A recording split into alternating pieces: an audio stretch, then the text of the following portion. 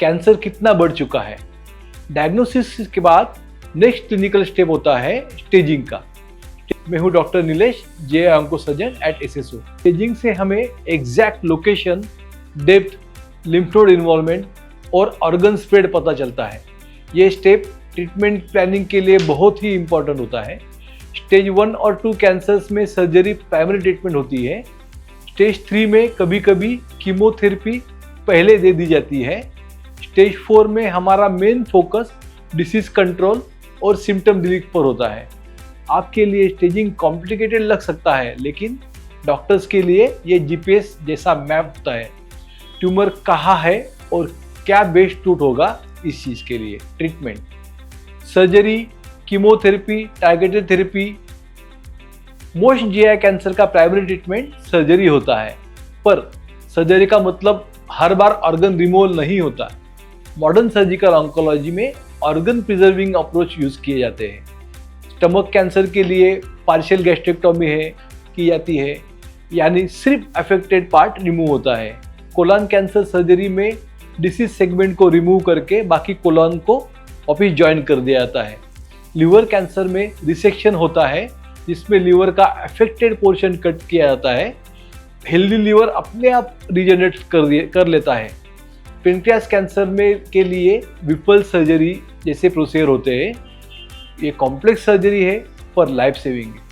Chemotherapy supportive therapy होती है। ये माइक्रोस्कोपिक सेल्स को डिस्ट्रॉय करती है जो सर्जरी से रिमूव नहीं होते। कुछ केसेस में टारगेटेड थेरेपी या इम्यूनोथेरेपी भी यूज होती है। GI कैंसर सर्जरीज के बाद रिकवरी स्ट्रक्चर्ड होती है। First few days pain control, hydration, movement, फिर liquid diet, then soft diet. Stomach surgeries के बाद अर्ली सेटाइटी कॉमन होती है। कोलन सर्जरीज के बाद बाउल पैटर्न एडजस्ट होता है। लिवर सर्जरीज के बाद बॉडी रिकवर कर लेती है with in weeks.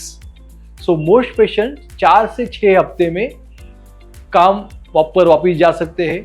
90% recovery 8 to 10 weeks में कंप्लीट हो जाती है। सो आपको बस एक चीज़ समझनी है, बॉडी हील करती है। Regular follow up, good nutrition, movement और मेडिकेशन टाइमिंग क्रिटिकल होता है। Early detection, the only real weapon. मैं आपको एक सिंपल मैसेज के साथ वीडियो एंड करना चाहता हूँ। पेट का कैंसर ड्रामेटिक सिम्टम्स से स्टार्ट नहीं होता, वो साइलेंट होता है। आपको बस सिग्नल समझने होते हैं।